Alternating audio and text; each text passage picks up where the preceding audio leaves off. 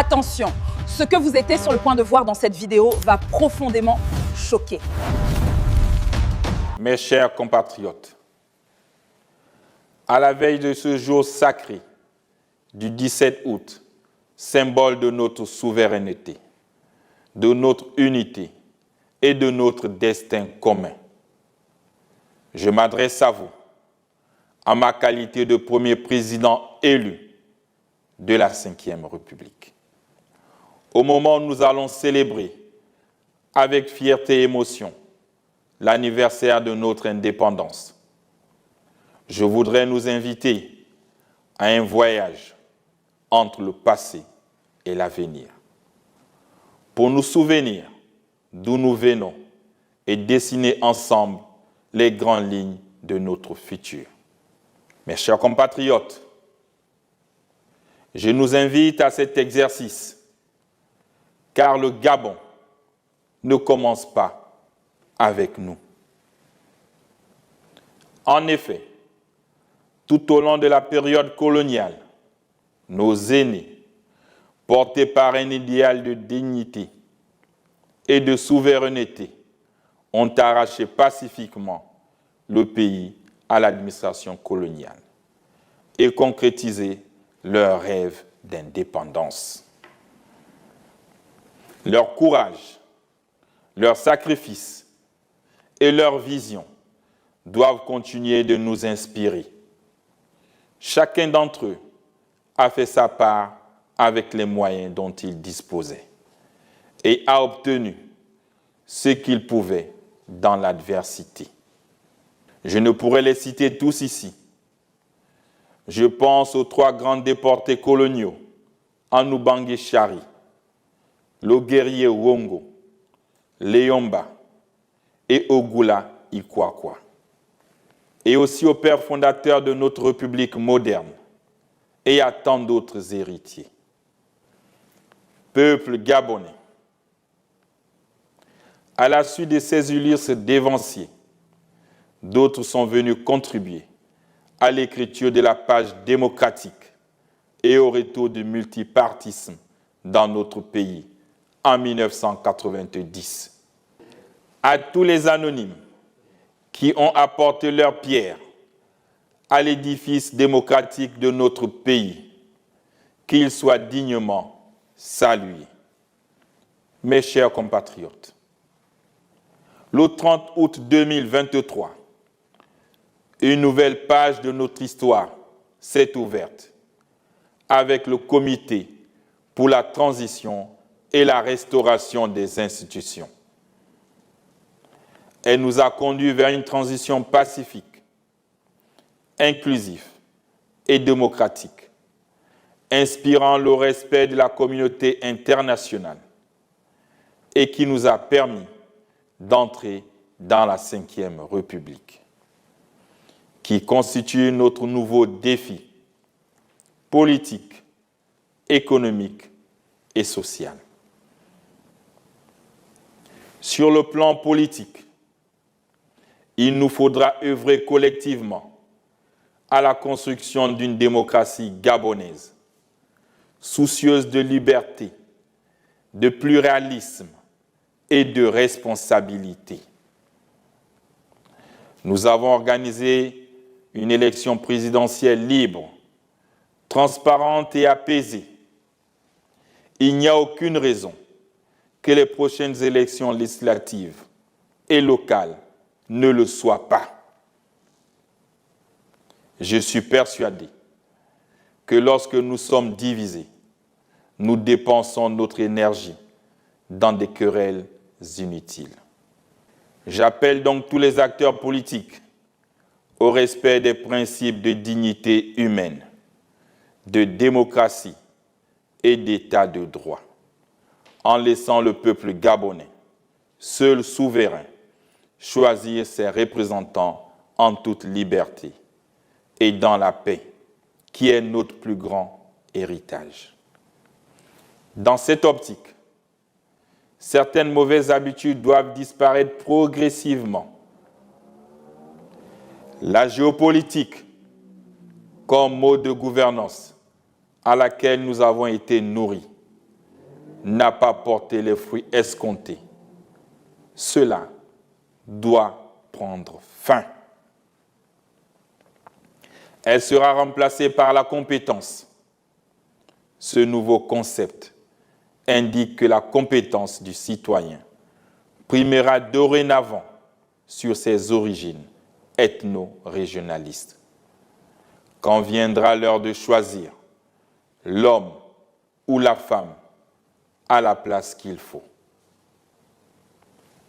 J'exhorte l'élite politique et administrative de notre pays à adopter ce concept en le pratiquant pour l'intérêt supérieur de la nation.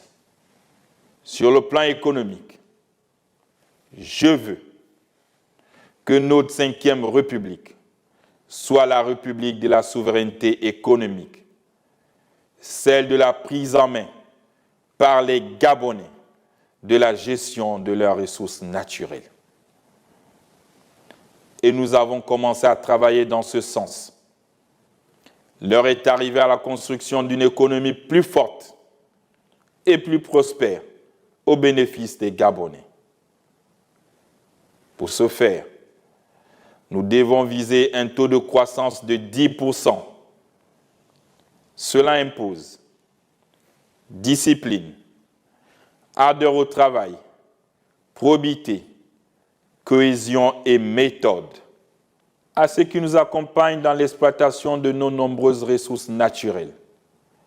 Sachez que le Gabon est plus que jamais une terre d'opportunités, où chacun peut récolter les fruits de ses investissements, mais à une condition fondamentale, celle du partage de production, gagnant-gagnant, créateur d'emplois et de richesses.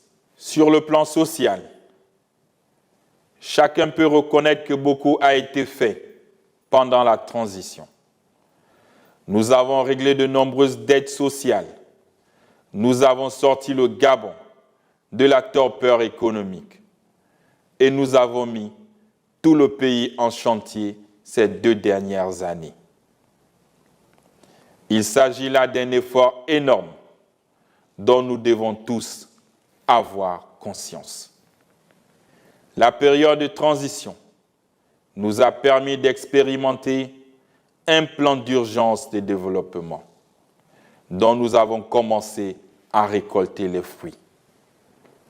Dès à présent, l'action socio-économique de l'État va être axée autour du plan de développement communautaire qui couvrira la période 2026-2032 sur la base des politiques publiques cohérentes, fondées sur des données correctes et visant un développement harmonieux et durable. Depuis plusieurs mois, nous avons mis en place un fonds d'aide à l'entrepreneuriat des jeunes et aux agriculteurs d'un montant de 25 milliards de francs CFA à la Banque pour le commerce et l'entrepreneuriat du Gabon pour encourager l'auto-employabilité des jeunes afin de les sortir du chômage avec des taux d'intérêt préférentiels de 5%. Au regard du faible engouement constaté, j'invite à nouveau la jeunesse à sortir de la passivité pour saisir les opportunités qu'offrent les différents secteurs qui attendent d'être mis en valeur par les entreprises gabonaises. En 2026, nous allons également lancer un vaste programme de digitalisation comprenant l'octroi de 10 000 ordinateurs aux jeunes entrepreneurs du secteur, afin que, par leur innovation, ils valorisent la destination Gabon et positionnent notre pays comme un acteur dynamique dans l'économie numérique. Mesdames et messieurs, mes chers compatriotes, je tiens à vous rassurer que tous les chantiers d'infrastructures et projets sociaux lancés durant la transition seront menés à terme. Par ailleurs, j'insiste sur l'importance de la planification. Nous ne pouvons tout réaliser simultanément et partout à la fois. Il nous faut concevoir une stratégie fondée sur des priorités de notre développement, puis l'exécuter avec pragmatisme et réalisme. Cette approche méthodique est un impératif nécessaire. Planifier, c'est organiser selon un plan et des méthodes déterminées, loin des passions et des subjectivités. Dans notre démarche de planification stratégique, aucune région du territoire national ne sera oubliée. Chaque province bénéficiera équitablement du développement, selon un planning maîtrisé et cohérent. J'en fais le serment. Peuple gabonais, mes chers compatriotes, le Gabon, notre cher pays, est une terre de richesse naturelle, de culture plurielle, d'hommes et femmes talentueux, malgré les nombreux défis auxquels nous faisons face. Nous devons rester unis et déterminés à bâtir un avenir meilleur pour nos enfants. La commémoration de ce 65e anniversaire doit également être placée sous le signe de la culture du vivre ensemble. Le patriotisme, la paix et l'unité nationale sont désormais notre force.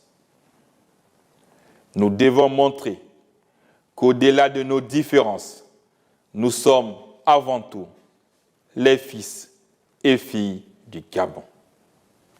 Plus que jamais, c'est ensemble que nous relèverons les défis de la diversification économique, de la production et de la transformation locale, de la justice sociale, de l'éducation et de la préservation de notre environnement. Mes chers compatriotes, si le Seigneur ne bâtit la maison, les bâtisseurs travaillent en vain.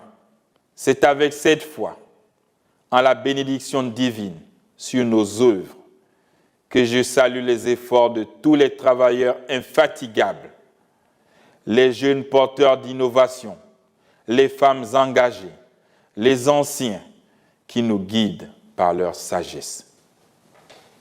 Je crois en votre patriotisme. Dans ce Gabon nouveau, chacun de nous a un rôle à jouer dans l'édification d'un pays plus juste, plus prospère et plus solidaire. Sans ignorer le passé, tournons-nous vers l'avenir avec confiance, détermination et ambition. Investissons dans l'éducation de nos enfants, dans des infrastructures durables, dans une gouvernance transparente et inclusive. Gabonaises, Gabonais, mes chers compatriotes, célébrons notre indépendance en réaffirmant notre attachement à la patrie. Vive le Gabon, vive la Ve République, que Dieu et les mains de nos ancêtres nous guident, nous assistent et nous préservent. Alors, qu'avez-vous pensé de cette révélation choquante sur l'Afrique? Dites-le moi dans les commentaires juste en dessous. Aimez la vidéo si elle vous a